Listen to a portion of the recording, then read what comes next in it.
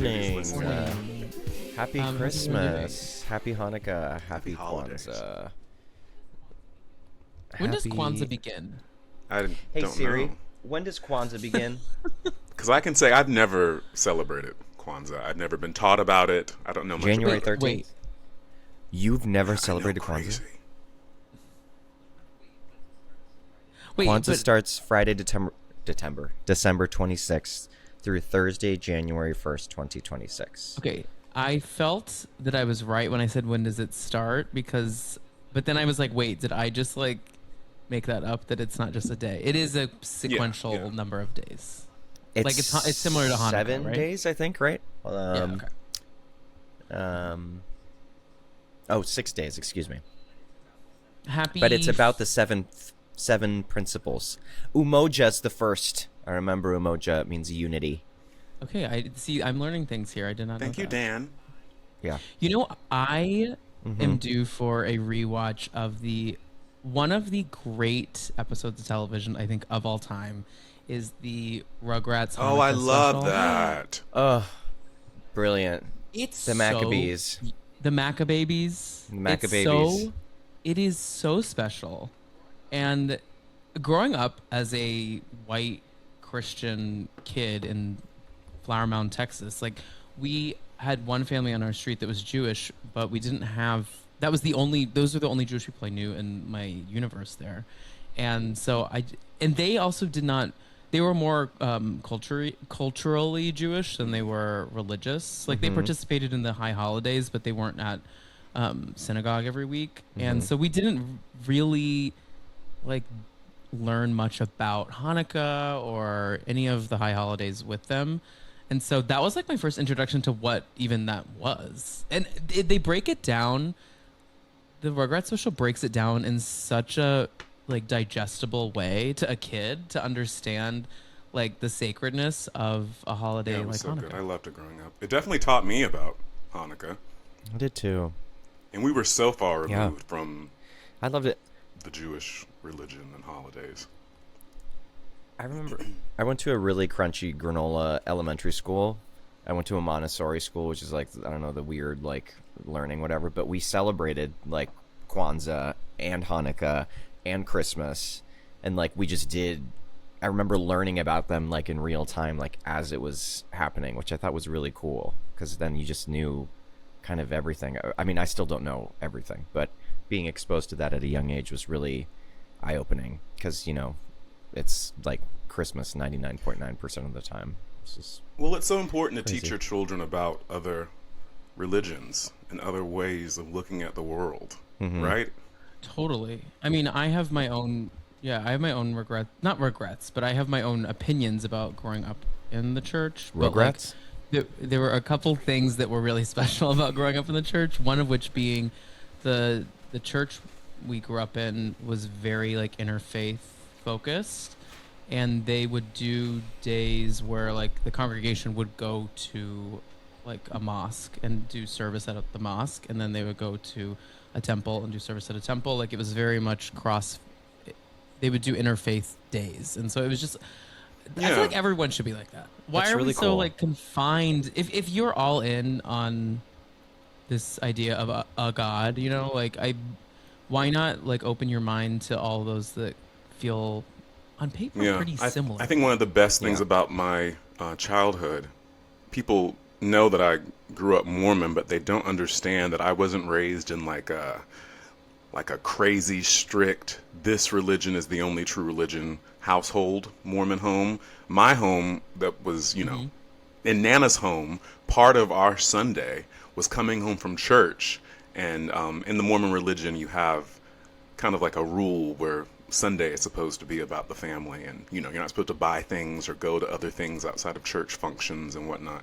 We would come home and she would continue talking to me about, you know, religious things and about the things we would discuss, the things we heard in church. And one of the things she would always say to me is that, you know, the Mormon church says, like, there's a statement that's always said, and it is, this is the only true church.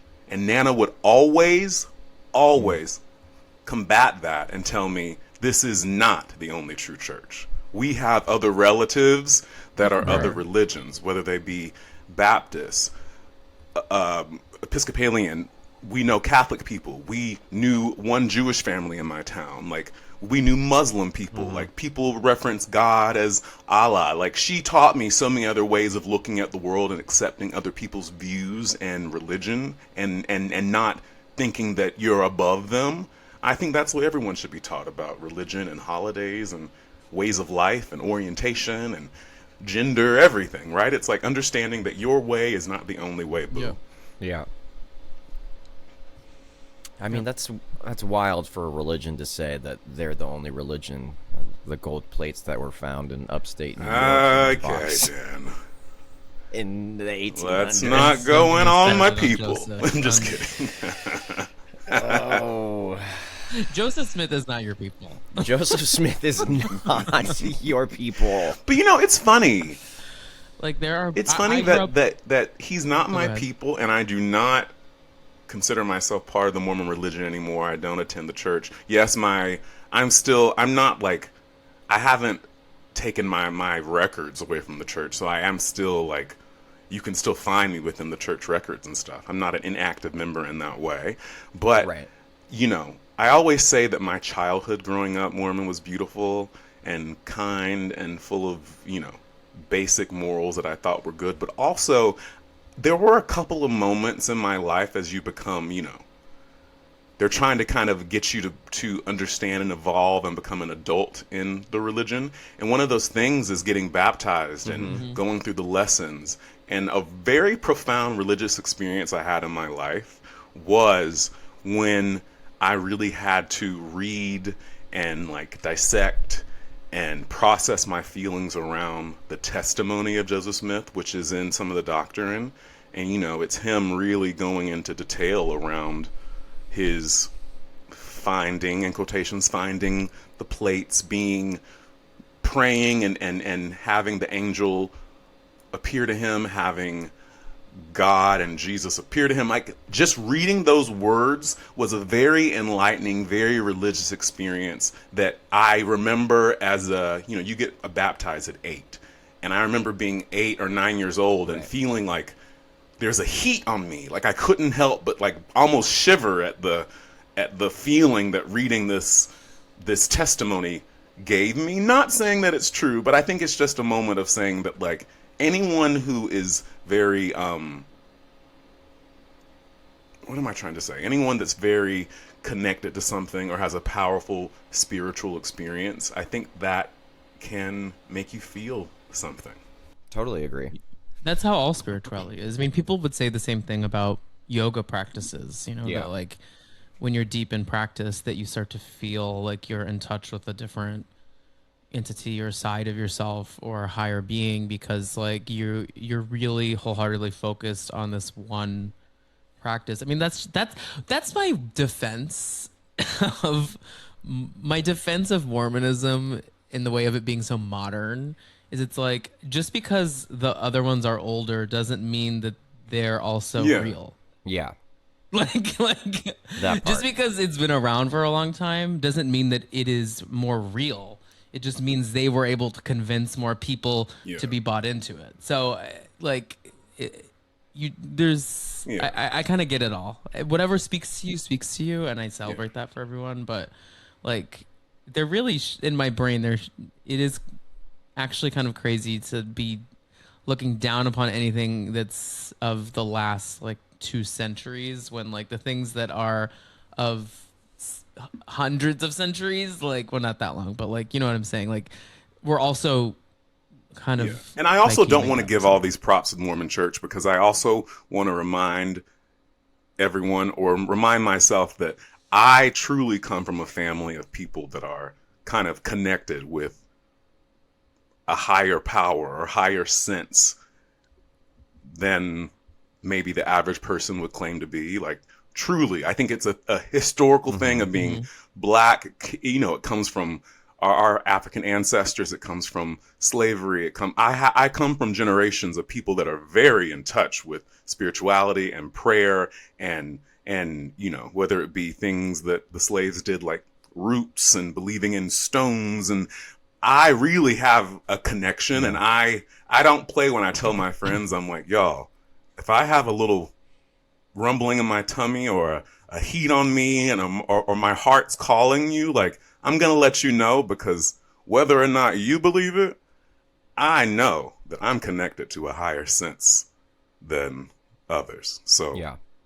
I'm gonna let you know when I know. When I receive a message for you, I'm gonna let you know. I'm laughing because we really should take a break and get into the reason for the season, which is to talk about Gay gay sex. hockey Heated sex. rivalry. But like, we're talking Well, about wait. religion. Religion, because Yeah. it's the holiday season, and also, what's good, Judys? We haven't discussed where we are. I know. We just kind of we're like 10 minutes in on religious talk. I'm good. I'm really I'm gonna kind of what's good, Judy, on how I am now and how I'm going to be. I'm excited about the holidays next week, and I'm That's excited to be next with family. week. What Next the week. fuck? A week from today is Christmas Eve. Jesus Christ. I'm excited. I'm. It's been a weird year, been a weird month, but I'm excited for the back half of December to be with family and Come on, back to half. just be vibing. You know. Yeah, I love that. Same. I am in the season. In the season. Today actually starts our marathon of the holiday schedule. Let's get sickening. Wait, what is it? What is it? I think we do. What is it? It's like 12 shows 11 in a or row 12, until right? we don't have a day off until Your Christmas. next day off is Yeah. Christmas Day. So that's Oh wow, okay. yeah. Do you do a show Christmas Eve night? No, just Christmas Eve afternoon. It's a 1 p.m. Okay, well which that's is- good. At least you get At least we get the Yeah, that's evening. nice. Yeah, hours. yeah. And then we do like two shows, one show, two shows. But it's great. I love that it snowed on our on Sunday, which is our holiday party. Yeah. Dear Judys, we had a little our first annual holiday cookie contest that Bradley came up with, and it was a smash hit. It was a success. And didn't participate in. And didn't but we'll get to participate that in. later on. But- my Oh, you're gonna fine, judge yeah, don't Judy, worry that about bitch? Oh, I was gonna judge Judy too. Judge away, hoes. Interesting. We'll wait. Okay, We'll we'll talk more about wait. it Maybe I'll later. come up with another one. Yeah, stuff is good. I'm in the midst of wrapping all of these presents. I'm excited for Christmas. Yeah. So this is the first year I like actually prepared Uh-huh. for Christmas. Like usually it's like literally today, like 7 days out, and I'm like, God, I should probably kind of like figure out what I'm getting people. Yeah. But like I actually prepared this year, but my ADD is not great. So like I prepared, but then everything's just sitting unwrapped in my home, and it's actually causing an overwhelming amount of like frustration and anger Yeah. at the state that I'm living in right now, and I That's need to do fair. wrapping today. They there's this amazing Japanese technique where you just continually fold one piece of wrapping paper and you only need like a piece of tape. It's on Oh, that's YouTube. cool. It's really cool. Wait, what? yeah. I don't know that I could do that. I think you could. Bradley, Oh, what's good, Judy's, Judy? I'm doing good today. I'm feeling great. I'm feeling in the holiday spirit. Like you said, Dan, our holiday party was a success. The first annual Christmas cookie bake-off. I really think that Sunday night I was sitting back and looking at everyone together, and I was like, "Oh wow, I love that." I love that I realize that I kind of am a root that can bring our group of friends together. I kind of know that when I put the plans in motion, I can rally the troops. And I love that I wanted to do a holiday thing with us this year that could kind of become a tradition, that could be something that could be wholesome, that could be fun, that could be active, and could, happen every year. And other people can get involved, whether it be partners, whether it be children one day. And I love the fact that I can't wait until I have the Christmas cookie bake-off next year. And it'll keep growing and changing and evolving. And, I figured out a lot of things this year with the first time. It was fun. Next week, we head to North Carolina for the holidays to see my family, where I'm kind of, I've kind of transitioned into head bitch in charge with Christmas Day and planning that. Which is funny. I guess I'm becoming more and more of my Nana, just in the way that I Yeah. host, in the way that I care for my home, in the way that I care for others, and that's something that I'm proud of because I consider her to be the greatest blessing of my life. I don't know where I would be, or if I would be here if it weren't for her. So I'm feeling good, and I'm feeling excited about the new year, the holidays. Yeah, I'm doing good. I can't complain. Do you guys? I know I have a question about holidays. Do you guys celebrate Christmas Day? Yeah. Yeah, we're not Christmas Eve people. Christmas Eve we always cook like this a big like Tex-Mex meal. That's always what our grandmother did for us. We continue that tradition That's after really her passing. fun. Yeah. And we'll open up one present, which is always pajamas. But that's the extent Oh, of that's cute. our Yeah. Christmas Eve tradition. Christmas Day is really where we. Yeah. We Where you used to thrive. do. Yeah. Yeah. Speaking of Nana, back in the 90s, she used to throw a big Christmas Eve party that was more than just family, and then Christmas Day was just a family dinner. But now we just do Christmas Mhm. Day. You know. It's. I think so one funny, year we yeah. should do Christmas together. Yeah. Well, Oh, I that'd think be that's so naturally fun. going to happen for sure. Wouldn't that be? I mean, That would I've be done really Christmas fun. with both of you. I think actually, life but will also separately, make though. that happen as I think- people continue to have families and kids and stuff. Yeah, yeah, totally. Look, I love like a cabin situation or even someone's home or something. We just like have a Christmas Day. But it's funny to me because we always went out on Christmas because we don't celebrate Christmas on Christmas Day.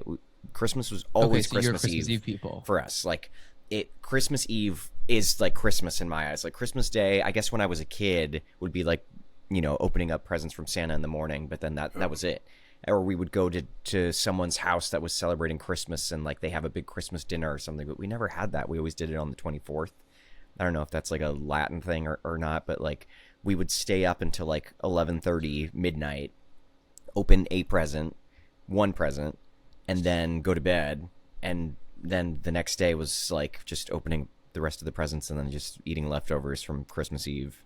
And I think it's a non-American thing Yeah. in general because like when we were in the UK for Christmas 2 or 3 years ago. Excuse me. Christmas Eve was like the blowout day there, and Christmas Day no one did. Like Christmas Eve you couldn't get into any pub, any store, anywhere on Christmas Eve. That was like the day everyone celebrates, and then Christmas Day is a chill day, and well, so is Boxing Day for them. But like Olivia's family, who is Portuguese, like they always they're Christmas Eve people. Christmas Day, Well, isn't they don't do the anything. UK, Yeah. Tom, They always, like, have a they're big blowout on party. Boxing Day, right? Do y'all do Boxing Day?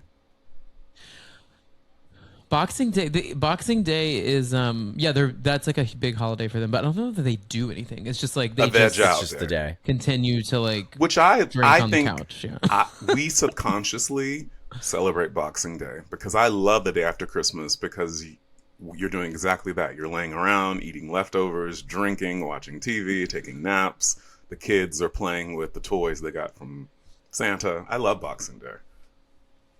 Yeah.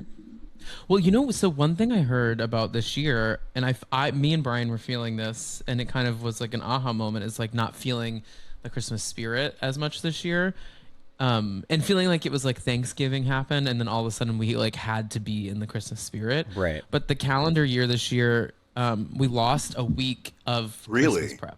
Did we really? Yes, because Thanksgiving was so late, so we're missing a week of like Oh, lead into interesting. Christmas. Yeah. So since Christmas, so we're getting a little bit. We have like a whole week of Christmas next week, but like the lead up has been shorter than usual. So Right. That's why I feel so. But I'm feeling honestly, Bradley, feeling very Christmas spirited. Yeah, after good. this. I'm feeling Me very too. festive this year. Very, very in the Good, mood. good. Yeah. Yep. Well, speaking of in the mood, anyway, I think we're gonna take a break and dive into the hottest show this Christmas time. Brr. It's keeping us warm in our homes, and that's Heated Rivalry on HBO, all about some gay ass hockey players. So Speaking of Canada, that's a Crave show. Crave. I Canada. know, Yeah. I know. Crave. Shout out Canada's Drag Race and Heated Rivalry. Yeah. We'll be back in 1 second with hockey chat.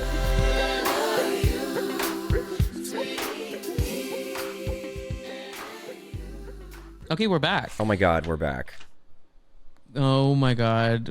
Oh my this God. This show is hot as hell. This show is hot It's AF. everything. Okay, I didn't know that I didn't know that it was Yeah. books beforehand. Yeah, so let's talk lore a little bit here. So Heated Rivalry is a series. It's like a greater cinematic universe created by this woman named where is it? Rachel I wrote it Reed. down. Rachel something. Rachel Reed. Yes, Rachel Reed. And there's like so many books. Also, the books cover different couples. Yeah. One of which being episode 3 in this series. It covers like a separate couple that is kind of intertwined. One of them is intertwined with the boys, but it follows them, which is another book in the series called Game Changers. I guess it's like that book. It's about those two. So I think she's this idea of this series Heated Rivalry is going to be like a larger cinematic universe of just a lot of gay porn in different hockey settings. Which I'm all here for many reasons. Yes, I am. I would say mostly here for it. I would be remiss though to not mention though right at the top that did you guys watch Boots on Netflix? I didn't watch Boots, but I heard that it was great. But I do feel sad that it's not getting a second season. It was canceled. Yeah, it's interesting that it got canceled, which it's like a very similar in messaging and premise here, kind of like a pulpy, hot, rom-com-y type of show that just didn't really hit the internet in the right way, but this one did. And we just need more gay content, so I'm happy to see all of it hitting the press. But what are like our first takes on these episodes? We've seen the first takeaway is that it's so successful. I have some stats here. It's the most watched show on Crave in Canada since it launched in 2014.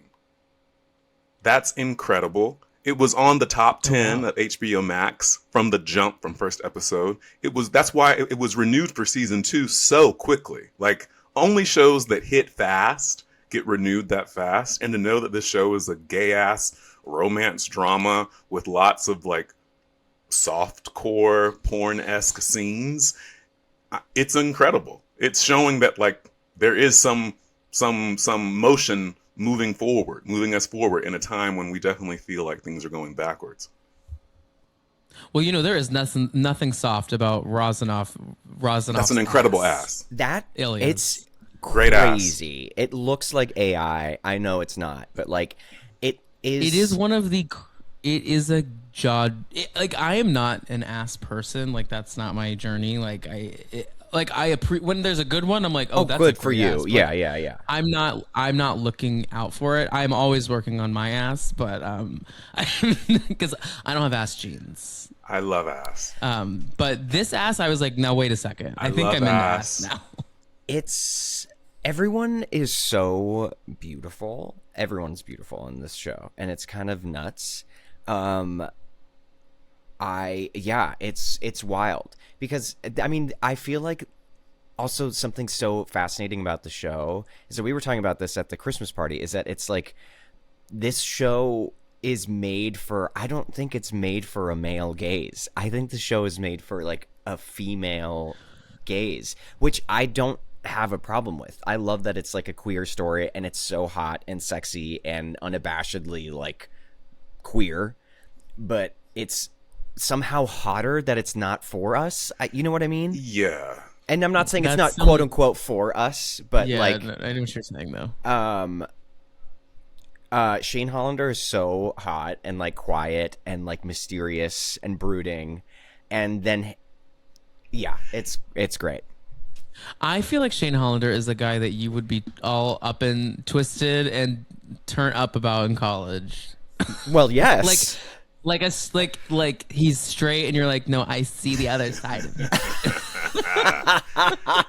No, I agree with you, Dan. I think that this is definitely made for a more female gaze, which I think is why it's doing so well. I think, having seen many, I guess, or all of the gay media of the past few years, having been in some of the media of the past few years, and having had conversations around it, I think a natural thing is that gay shows are hard because they're hard to get right, because they're hard to get the general public invested in them. And also, it's hard to get the gays to support it. Gays notoriously don't like to support gay media, and that is so sad. Remember the show before Drag Race with Todrick Hall and that reality show?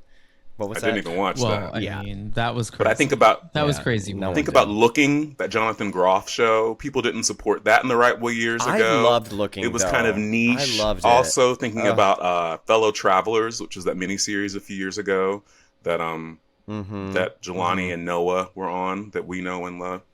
I disagree, though. I do think that got love. That got a lot more love, because I yeah. think that one was also built for all audiences. But I think, to your point about like, I just don't. I think when you cater a show to a gay audience, like Looking, or what's the show you were in this year, Bradley? Mid-Century Modern. I think that show too was like made for like, I think it was an attempt at writing for a gay, like, older queer man, like to laugh and love with that. But unfortunately, Yeah. it's not going to get the support that it should. It's like, unless it's pointed towards the female gaze. yes. And because this show is pointed towards the female gaze, the gays are liking it. Yes. Which There's is something it's about so fucked up in a way. Yeah, but absolutely. But it's like the way that it's made. It's I don't want to say if it's made for a gay audience, it's exclusionary to other. But it's the reality of it is, even though we've come so far and we have these shows that are for us and sometimes by us, like if it becomes too niche, we're still in a point, which is crazy to say, that people are turned off by the idea of it being solely for a single audience, that people won't tune in. So the fact that it's like Heated Rivalry, for example, is hot and they're questioning, they're not fully queer yet, or to our eyes, they're still straight and there's a chance, you know what I mean? It's not necessarily pigeonholed into being a solely queer story, and that I think makes it more exciting and accessible for other audiences that maybe it's not necessarily intended to be for, but it's created for that way, if that makes any Something sense. I think is that, one, we need to shout out the creator, the director, the writer, Jacob Tierney. He's an out gay man. He's an actor as well, director, screenwriter, producer. I was reading a lot of interviews he was doing yesterday, preparing for this conversation, and something you can't get away from watching Heated Rivalry is obviously the sex and how people are viewing the sex. But I think what I was going to say too about what I think sometimes gay and queer media gets wrong is that sometimes we go really heavy-handed with the sex when it's not necessarily justified, or it's not taking the story forward. And something that Jacob said in an interview was that he was afraid. He reached out to the author of the books to get the rights and make the show, but he was fearful of if it would work because it's so sexually explicit, right? And he tried to make it not sexually explicit, and there were some TV producers that wanted to change it and make it less sexual if they were to take it on and buy it or come on board. But he said he realized, and his quote was, sex is character development, and it is character development in this show. It is not just random sex for sex itself. The sex scenes in every episode, the characters are learning about each other and themselves through the act of sex. And I think that that's what makes it a good romance show. Right? Is that no matter if it's gay or straight, you're seeing these characters fall in love with each other or understand themselves through the sexual acts that happen. And I think that it's showing that even if it's gay sex, it's connection. It's some sort of palpable feeling that everyone kind of can feel connected to. Another headline that hit the spaces this week was that Jordan Firstman, who is an actor and creator and a lot of different things, he is in the show I Love LA, and he also just had his own short come out. I can't remember the title of it, but in it, it was very like I believe he had someone blow him like on camera, like it was like his dick like blowing him on camera, like it was like full crazy, like explicit gay sex, which one can be like, you know what, go for it. Like, we're not seeing that. We see so much other shit.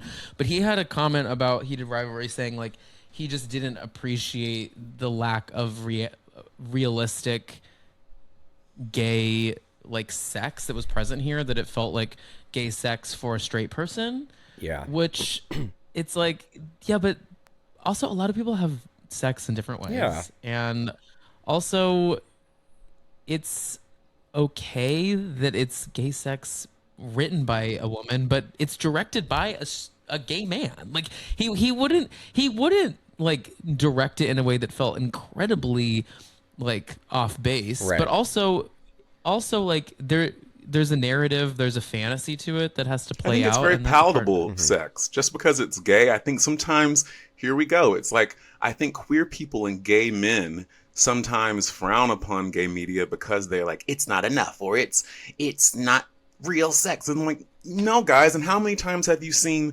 heterosexual sex in TV shows where it's not looking real? It's just the act of a thrust or a booty or an embrace, or, you know what I mean? It's living in that sort of soapy, Yeah. fantastical way, which I think is necessary to get everyone on board, to get everyone invested. Totally. Yeah, because you're creating a fantasy. You know, it's not like a documentary. This is not series. real. This is a fantasy. We're creating a fantasy No. world. You know, like Right. And also, like, how many times have we heard from the straight women in our life that they don't like to watch straight porn because it doesn't look like the Yeah. sex that they have, right? Like, that argument transcends all sexualities, that like the content you're watching is not realistic to the sex that you're necessarily having. Right. Like, porn is not a representation of how sex goes down. Like, and I'm sure that so much of straight sex, I have not participated in it in real life, but I'm sure that so much of it on TV and movies does not resonate No. with people. Right. Like, doesn't, but those ladies aren't showing up picketing and writing tweets being like, let's get some realistic sex on screen. Like, I understand him wanting there to be realism to a gay relationship, but at the same time, it's like, everyone's a critic. Yeah. Guys. And can you we know, not something just that let I us was have this? saying on Sunday at the holiday party, because a friend of ours was having, you know, kind of saying like, it's too much for me. Why are we going so far with the sex? And I'm like, here's the thing, and it's my personal opinion. I think that we really have to applaud this show for what it's doing for the masses, because I think it's taken up until now to open the conversation of not just gay men find gay sex hot. Plenty of women, plenty of straight women not love gay sex, but they get into it, or they love watching men kiss. it's the argument that you were making. It's the same. Why are we so shy about that aspect? But like a straight man can love, you know, watching two women kiss or have sex or something. You know, it's like it's the same. It's because we've been Same side of the same desensitized coin. to it. It's Think like- about back in the day. What was that movie that Right. Denise Richards did with the girl kiss? Oh, Was it Cruel Intentions? Oh my or- gosh. Actually, Not Oh no, Cruel Intentions. Intentions is. What's the movie? What, It's like a very famous female kiss. Wild Things. Wild Things. Madonna and Britney and Christina kissing on the VMAs. Right. Like Uh-huh. the list goes on and on around. Like we've been desensitized as a culture to allowing us to see women kissing, seeing Yeah. women being sexual together. And even if we don't agree with it, we have made it okay. Women can either not Well, like it, but men can enjoy it. And that's just an example of straight men kind of ruling over the culture and Yeah. ruling over what's Patriarchy, okay and baby. what's not. It's Totally. really fucked up. Well, yeah, and I think a lot of straight women have more internalized homophobia than they necessarily. A lot of straight people in general, men and women, have some internalized homophobia that it's small, but they don't realize it but they think that certain types of sex are more explicit than Yeah. others. just like for I think they being think what they that, are. Yeah, exactly. Like the first sex scene in episode 1 is the two of them like blowing each other and jerking each other off. Like there's no like penetrative sex. And like that is still less explicit to me than some crazy terrible sex scenes I've seen in like horror movies that are like so popular. You know what I Right. mean? But like for some reason it feels more explicit because we're told by society and religion That it's wrong. Yeah. and the patriarchy that like anything having to do with two penises or a penis and a butthole is crazy. Yeah. Yeah. And I love that it's also educating people that gay sex can look not just like penetration, right? The last episode, episode 4, honey, they gave us, what's it called? Frauding. Yeah. They were fully having sex and it's not penetration, but that's gay sex. And that actually was a very epic moment because it made Shane back away because they both, you know, said each other's name when they came and felt that connection and that sort of like love. They're falling for each other, and it made him kind of retreat and push away. And there was no penetration involved. So I think it's teaching gay people, it's teaching straight people about the many ways gay sex can look and how it's okay. And also, hey, ladies, it's okay if you like it. Because I think about straight men liking to watch women kiss or have sex or being turned on by that. It makes sense to me. You're attracted to women. You find women beautiful, sexy, whatever. So two women enjoying each other turns you on. Can't that be the same thing for a woman who likes men, who loves muscles, who finds men hot? Seeing two men together might turn her on. There's no shame in that. It's absolutely okay. Well, and I think that something that we need to relearn is that we are not attracted to men and women. We are attracted to masculinity and femininity, or if something in the middle, right? So like the reason all of us are with our partners and is because there's something about their masculinity that we find incredibly hot. Like, and we find that we love about them. Like that's what makes us sexually attracted to them. I also find I think trans men are so hot, like so hot, because like there's like just this beautiful masculinity to them that like I think is so beautiful. I think that lesbian women who are just like some I forget her name. Her last name's Cloud. She plays for the Liberty, New York Liberty. I would do anything for her. Because she has a masculine energy that is so fucking hot to me. Like it doesn't mean I'm bisexual in my mind. It just means that I'm deeply into masculinity in all of its forms. Same, but like, Tom. Women are into masculinity, right? Yep. So when you see two men being masculine with each other, that's just what you're into. You're not into gay shit. You're just into masculinity. Tom, I'm right there with you because I love a stud.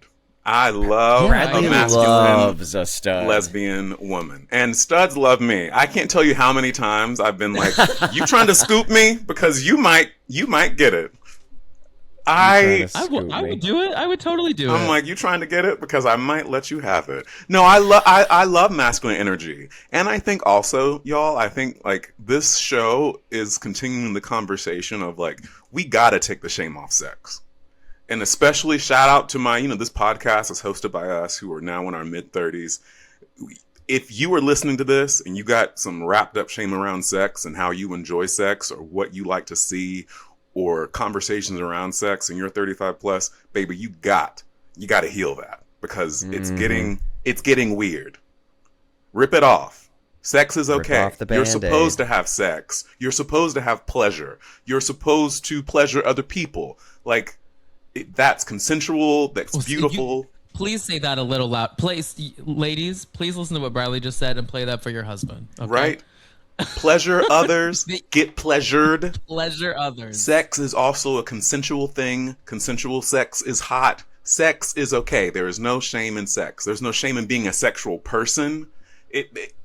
Let's stop the shame. And let's stop letting yourself live into this tiny little bubble of like, I'm just a housewife. I'm just a good boy. Yeah. I'm a good boy. I don't talk about sex. No, you You fuck. know what? It comes back to religion somehow, which is how we started this episode. Damn. Yep. And submissive roles, and it's all crazy. Wait, something I want to talk about at episode 4. Can we talk about this tuna sandwich thing? That's weird. I found that crazy. That was insane to me. Wait, what'd you find weird?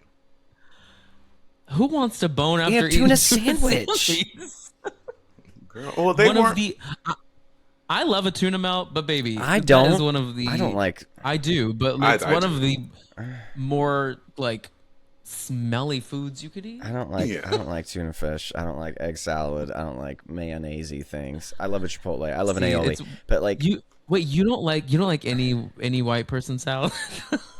no, absolutely not. You don't like I potato love a kale salad or egg salad. salad? Oh my god, an egg salad. Are you hearing the words that are coming out of your mouth? An egg salad.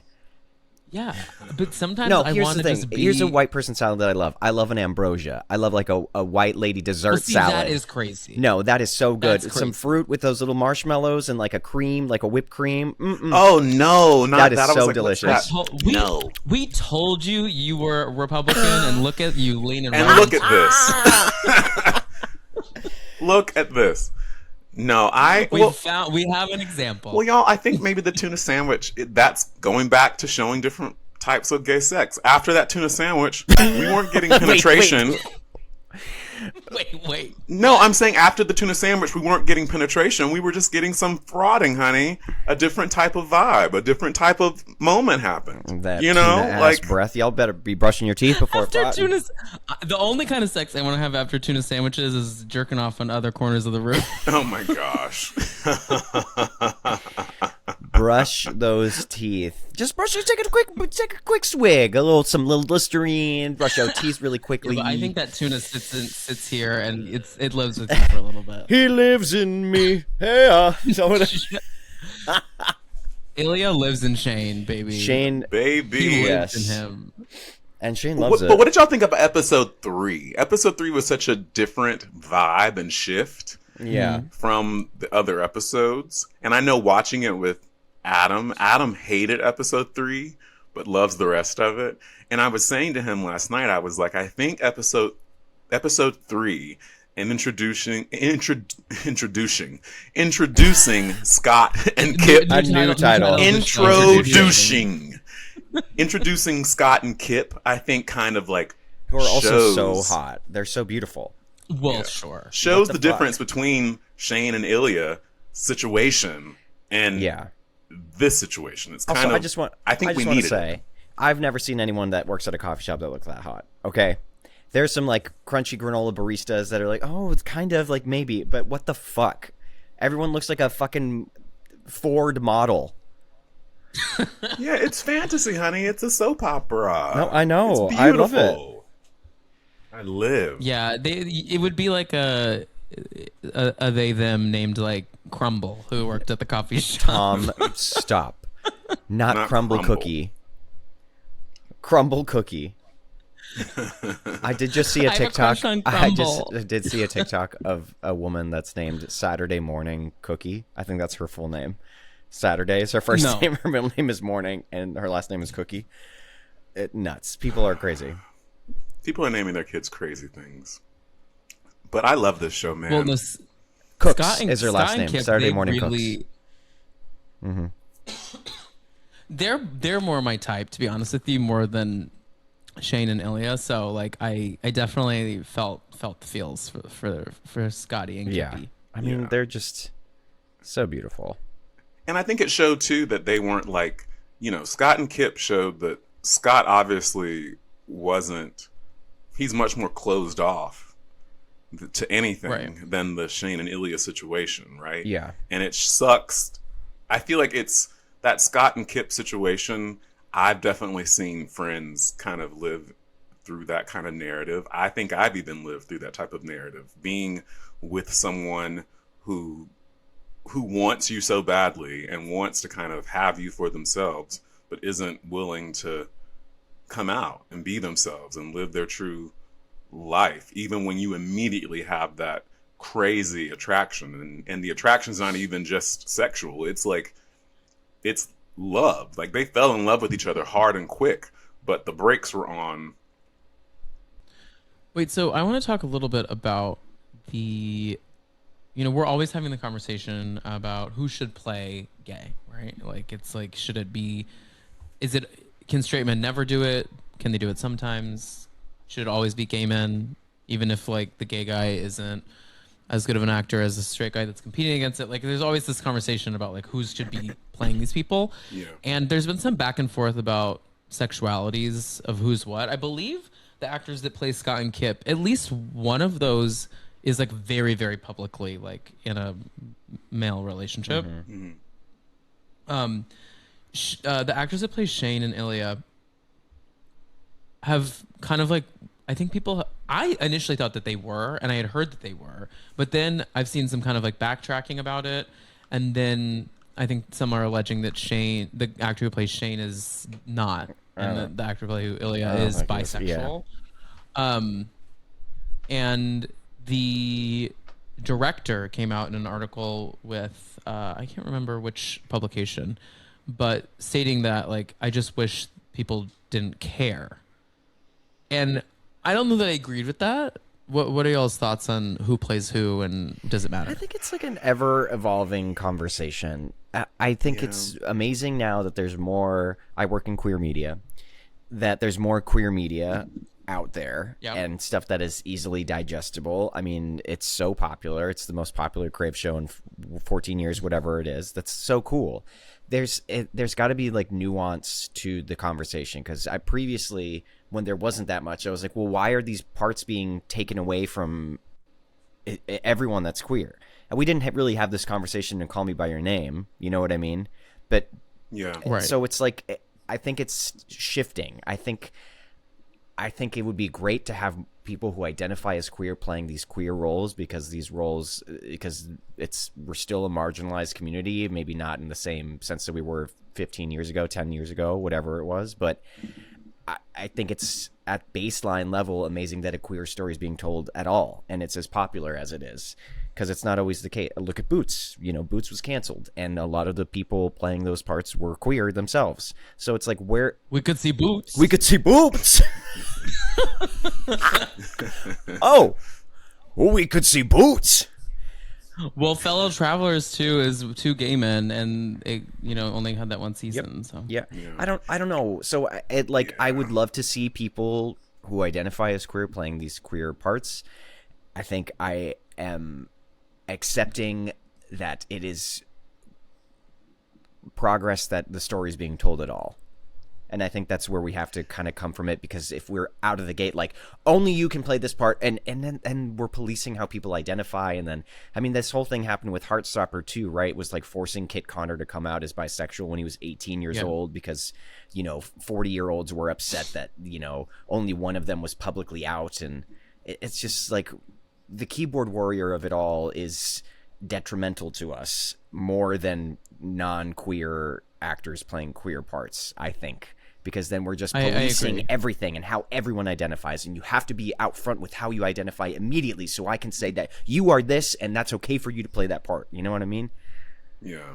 I think the conversation keeps evolving, but I can say from my experience as an actor, I've been in how many? 1, 2, 3, 4. I've been in 4 on-camera relationships on TV shows, and none of those relationships have been with another queer actor. They've always been with a straight actor. And I can say, I'm an openly gay actor. I'm proud of who I am, and I don't care if I'm playing gay or straight, but I have to acknowledge and say it would have been nice if one of those situations would have been with another queer person, because I wonder, like, what level of depth could we have gotten to if it had been, So I would love to experience a character in a story that is romantic that I play, and doing that with another queer person, because I think that we could find another level of depth and nuance that naturally is harder to find when we're both not invested in the same way, But like you said, Dan, I think it's all it all depends, because I think that no matter what these actors on Heated Rivalry see themselves as, or if they consider themselves straight or gay or whatever, it's working. The chemistry is there. So Yeah. I guess it just depends on the situation. And I just hope that if we are going to give straight people so much space to play gay roles, that we make the same amount of space for gay actors playing straight roles. Yeah. And Well, but also, something I was thinking about with this conversation is like there are actors like Coleman Domingo, for instance, who is an out gay man. Yeah. Who kind of never gets to play gay. I feel like he's like always playing straight because like I think the industry doesn't want to acknowledge his like on-screen persona as like a queer man as much as they do just on a red carpet looking cunty. Yeah. And it's like I think in general we're just pigeonholing people into how we met them and maybe into what sells. And so yeah, I think I'm kind of team everyone should play everything that they're right for. Sure. yes, and I think that Well, we can't I deny that should there's no clarify. progression. I mean with straight and gay roles. Do not think straight men or gay men should be playing trans women. That Oh, needs to no, be no, no, clear. no, no, I think no. that is forever a problem. But I more just mean the relationship between gay and straight cis men. Yeah. Yeah, and there definitely is progress being made. We cannot deny that in 2025 we have Coleman Domingo, who is at the top of A list, and also Jonathan Bailey is the highest grossing box office actor of the year. He's an out gay man. Like, progress Yeah. is happening, but we just hope that there is more space made for everyone to play what they're right for, whether it be straight, gay, whatever. Right. Yep. Well, that kind of wraps up our Heated Rivalry chat, I think. Guys, we will not be recapping episode 5 and 6, but do watch it. Maybe if something scandalous happens, we'll be off the pod during those times, but we'll check back in the new year about it. Watch and enjoy, baby. Before we head into our Judge Judy's for the week, this is our last time we're chatting with all of our listeners before the new year. Is there any kind of like top of mind resolutions that you guys want to bring into 2026? Yeah. I'm feeling, for the past couple of years, I haven't felt really the energy to make New Year's resolutions or to think about it in that way. I'm just like, that Mariah Carey quote, I'm gonna do the best I can with what I got. But this year I'm kind of like, I'm feeling energized, and I'm feeling that my resolution is simply this, and that is, I just simply want more. I just want more. I feel so awake. I feel so aware. I feel so rested. I feel so curious. I feel so, I'm just so open and ready for life in 1,000 ways, whether it be my personal life, whether it be my career. I feel just so in tune with me. So what does that mean? It means that I just want more. And I think that that's something that I've been talking about. Shame. I think something that I've been holding shame around my entire life is having dreams of wanting more and feeling shame around wanting more, whether it be as a kid, whether it be as a teen, whether it be in college, whatever. But yet still I rise. You know what I mean? I think that that's my New Year's resolution is simply, I simply want more because I deserve more, and because I'm doing more, and I'm ready for more, and whatever that more is, let's go. I love that, Bradley. That's so great. Yeah. The year of more. 2026. Yeah, more, baby. I think mine, something that we spoke about this briefly at the holiday party when we were talking about like our years and everything. And I think something I want to make a resolution about is creating more time and space for real and one-on-one, not necessarily one-on-one, just in-person fellowship with those that I like love. We spend so much time on our phones, and I think I'm ready to just throw the phone out the window. Like, I'm so deeply addicted to it in a way that just I need to find more space with. And I need to just spend, instead of sending a meme to someone, text them and be like, hey, do you want to like grab a coffee? Do you want to like go for a walk. Like the only things I do with people are podcasts or going to dinners every once in Yeah. a while. You know what I mean? But like there's so many more things we could be doing. I think a lost art in our 30s, but also just the time is like we don't like watch TV together anymore. Like I think that's something that used to be so fun. Like we appointment television to be like, Yeah. wait, do you want to come over and watch the finale of The Real Houses of Beverly Yeah. Hills? You know what I Yeah, mean? yeah, Like, why are we not doing that? We should just do it. Like there's just finding time and space to be in fellowship with those that you love, I think is something I want to really give a little more energy to. I love this year. that. I love It's that. beautiful. Tom. The year of more. Again, the year of more. Again, the year of more. I think mine is I've been really getting into like just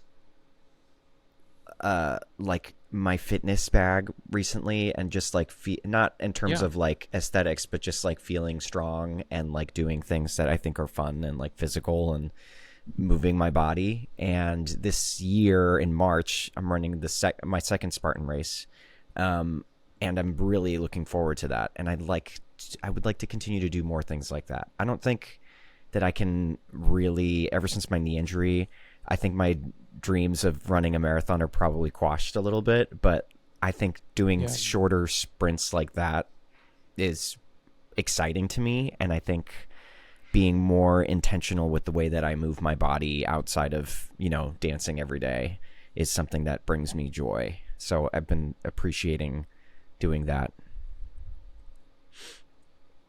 There's tons of really awesome like non-running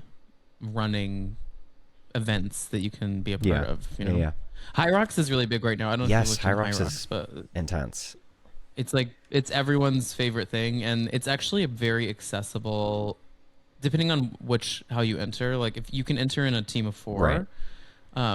And it's a lot less reps. You wouldn't have to train for very long, and the only thing you would still have to run a little bit, but Right. but you're running that far in a Spartan race, to be honest with you. So Something that I also want to focus more on in the new year is, because you mentioned physical fitness, Dan, and that is, I told you this, Tom, I want to give more energy to yoga and Pilates.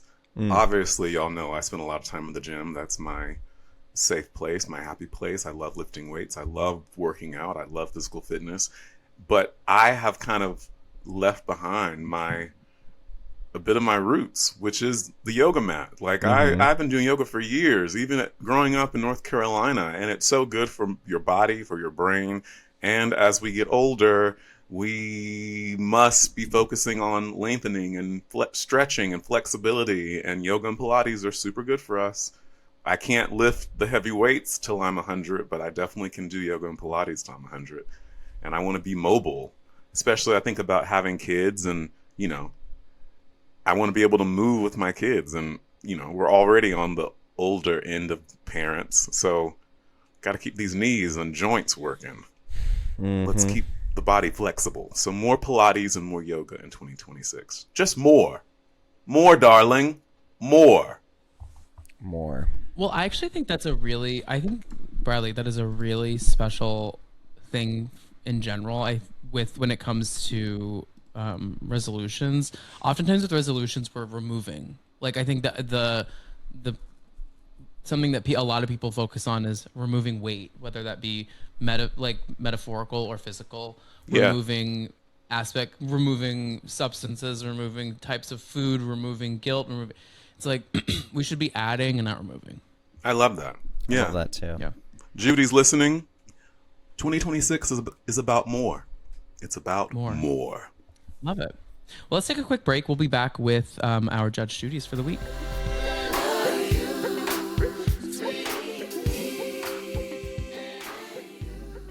Okay, we're back. It's time to judge some things. Now, we teased a little bit. Who wants to take that one, Dan? I'll do that. Yeah, Fuck you go for y'all. it. So, I put both my headphones on. I don't think you can host a Christmas cookie competition without making a Christmas cookie, Bradley. And Adam. I'll just say this. I will give Adam the break because he was traveling that day. His flight was delayed. He got back later in the afternoon than he wanted to. But judgmental ass judging all these other cookies and like, I don't like this cookie. Where were your cookies? Burned in the oven and thrown in the trash? Where were the cookies? Where were the cookies? Throw them burnt ass cookies Into the a jar. mix. You didn't have to own up to it. For until y'all the to very read end. me down? For y'all to read and laugh me out of my own I home? fucked up my cookies and I almost didn't bring them. And Brian was like, "No, you They should were bring so them. good, They're Tom. still gonna They be were fine." so good. Y'all, What? my cookies Well, were thank you, burnt but- and black. It's never stopped you before. Well, Spencer made Spencer made Spencer a took rock. some Nestle Spencer Toll baked a House rock in an oven. No, this is what Spencer did. He took Nestle Toll House break-offs, threw some M&Ms and pretzels in it, and put it in the oven for 30 My minutes. favorite and thing said, "I'll see y'all was soon." that Adam was like, "Ooh, I love this cookie. It's got such texture." And I bit into the cookie. I was like, "My crown's gonna fall out." It's like, That bitch went downstairs, grabbed that log, and said, "What can I throw in the I mix think he said he here?" threw a Twix Put in it in there. a bowl What did and he throw added in? some stuff.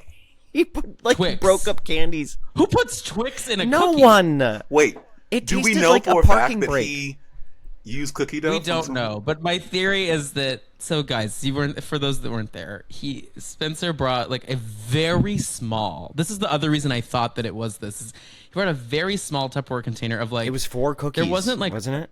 Yeah, it was like 4 big cookies. Meanwhile, And the the rules were bring a rules did dozen. say a dozen. Yeah. And I think he did. Well, relax, Mr. No I think- Cookies over there. So Well, yeah, you can Whoa. relax on the rules. Whoa. Whoa.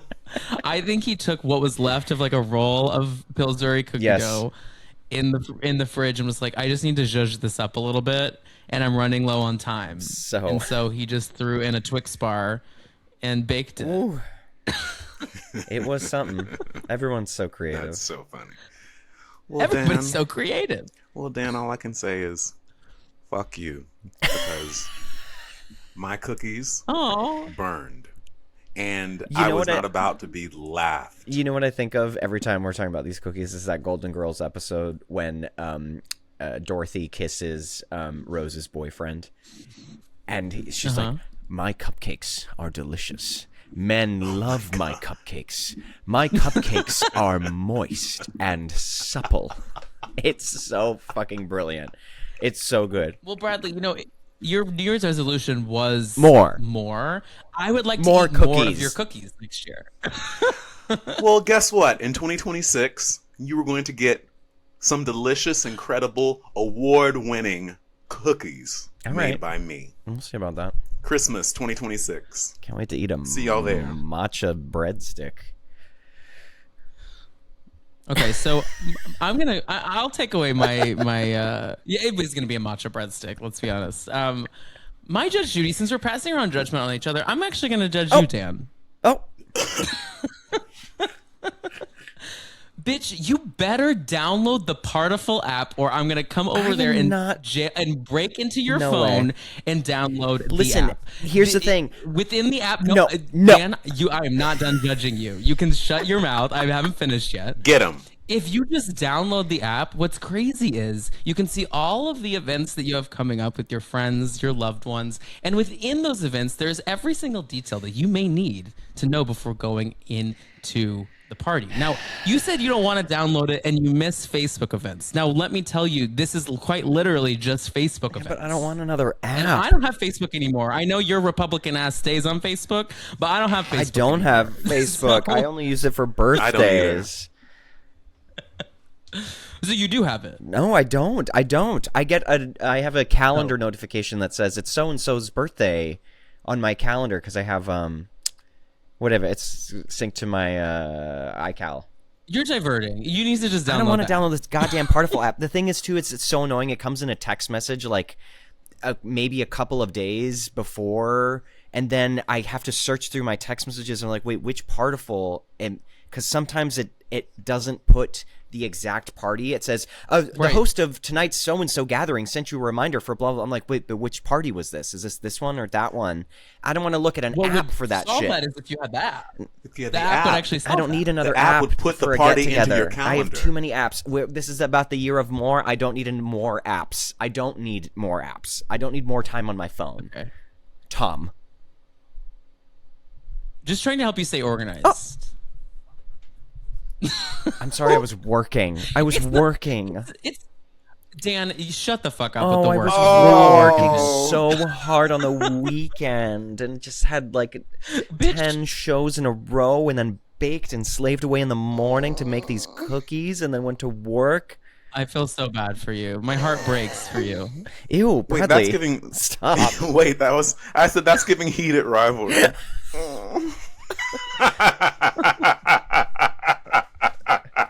I was waiting on pins and needles for Miss Broadway to bring up being on Broadway, and look, lo and behold, there you did it.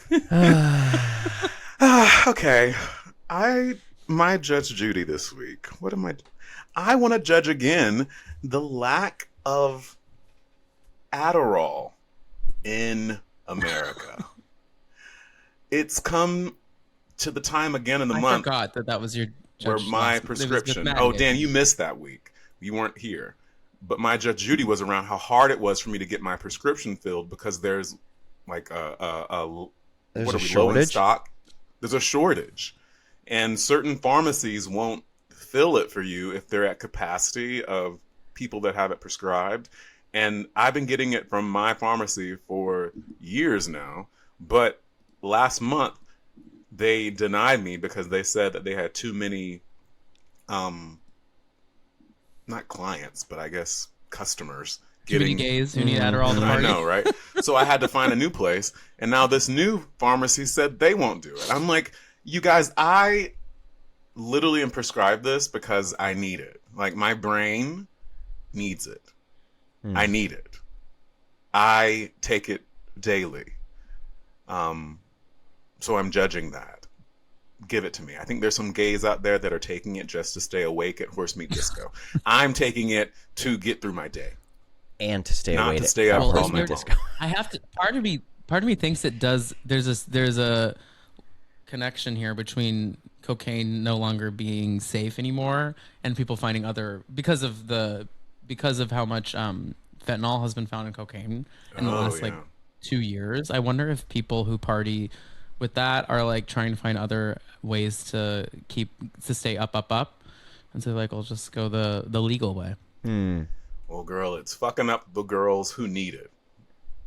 And this girl is on a hunt for Adderall. So I'm judging all you fags out there who are taking it for fun. Anytime I've ever done Adderall recreationally, which I have, I've realized that I should be on it because I feel quite ready to great. work. It's just like you get so much done. Man. Well, do y'all want to know why and how I started taking it? It was because I was taking it for fun. And not just for fun, but we had traveled. We went to Europe and we were like getting right to exploring and right to activities. And I was like, oh, I wish I could wake up. And I took an Adderall and I literally felt as if like the whole world cleared and I could focus. I was reading something and I was like, wait, I'm not thinking about other things. And I went back to my doctor and I was like, hey, so I took Adderall just for fun. And they were like, you shouldn't do that. And I'm like, yeah. That's not the point. Yeah. The point Yeah, is I That's not took the point of it. the story. And I felt The point is I took it and I felt better than I ever have in my life. Is there a reason for that? And they were like, we should test you for this. And they tested me and they were like, oh, you should take a low dose of Adderall a day. And how did they since test then, you for that? What did they Well, there's an ADHD test. like a They test? just say, "Tell me a story," and if you go on a tangent, like they go, "Okay, you have it." It's like a list of questions about your focus, a list of questions about like how you feel when you do certain things, when you read, when you're given a task. And you know, ADHD can be either really you're way too up or you're way too down or you focus way too hard or you can't focus enough, like where you fall within that realm of things. Anyway, I took it for fun and the skies cleared and life got better and I take it and I need it. And there's a shortage and stop taking away my drugs bags. Leave some for the folks that really need it. It is ironic though that you were taking For it that, from people yeah. before. So, a pot kettle cookie host. Y'all can come back to these cookies. Now hold the fuck up. Bring it up. Hold the fuck Bring it up. up. Hold the They didn't fuck bring it up. up. Hold the fuck up. Here's the thing, Judy's listening. Someone say you should grow the fuck up and just leave out the cookie that you don't love. Hold the fuck up, everybody. Is it because Judy's of the listening. I shortage want that y'all the to cookies hear were this. burned? That's what I want to know. I want the Judys listening. I'm not gonna go out of 2025 being made to feel as if I did not participate. I made cookies. No, you were as an I was active cleaning. judge. Yes, because I am the creator of the Christmas Cookie Bake Off. And as I was cleaning my home, as I was scrubbing, as I was making Bitch, what were you other scrubbing? hors d'oeuvres, I scrubbed the floors. I mopped. I swept my whole building because our cleaning person didn't do it. I organized. I Y'all gotta decorated. get some I salt made it on those- nice, in the that words of stoop. Dorinda. That stoop was scary. I forgot to tell you guys. You gotta get some salt for that. Exactly. I know it was scary. In the words of Dorinda Medley, I made it nice for everyone. And while I was making it nice, I was so focused on making it nice and a beautiful event for my friends, my chosen family, that my cookies burnt to a crisp. You should have in my had that oven. medicine. See, this all ties back So to the Adderall. you wanted me? It all comes back to the Adderall. So you wanted me to put my burnt ass cookies on the table around y'all cookies so that y'all would laugh at me Well, and yes. scold me and make fun of me in my own Well, home? Spencer did. Spencer put a rock in a Tupperware and called it a cookie. But the thing about it is, what we found is that his cookies weren't homemade. Well, we don't know that. That's They my were theory. made Allegedly. in a home. Allegedly. They were made in a home. Guys, we Okay, should we gotta wrap. go. Guys, Happy holidays. Judy's, thank you. Happy holidays. Happy This New is- Year. this is- Happy New Year. Happy New Year. I hope everyone has a wonderful, some time off. I know the holidays can be a mixed bag, whether they're happy or sad. So find some joy. Find some joy in the backlog of Good Judy's. And when we come You back, can follow me at the Tom. You can follow me at the Tom Hamlet. You can follow Good Judy's at Good Judy's Pod. Follow me. You can email us at goodjudyspod@gmail.com. At Dan Rosales. At Anna you can Navarro. follow me at Brad Gibson 13, and just putting it out there, guys, because people tend to forget. My birthday's coming up, and when we come back, all of us will be 36. Wait, right? 35. Oh my God, 35. Why did I age No, myself? we'll be Jesus. 35. Dan will be 36. Dan No, is Dan is 36. He's the eldest here. Bye. Happy New Year. Good Judy's is produced by Bradley Gibson, Tom Hamlet, and Dan Rosales. Podcast art is shot and edited by Josh Drake at Drake's Takes, and our theme song is No I Love Yous by Bradley Gibson. Follow us on Instagram at Good Judy's Pod, and thank you for being a friend. See you next time.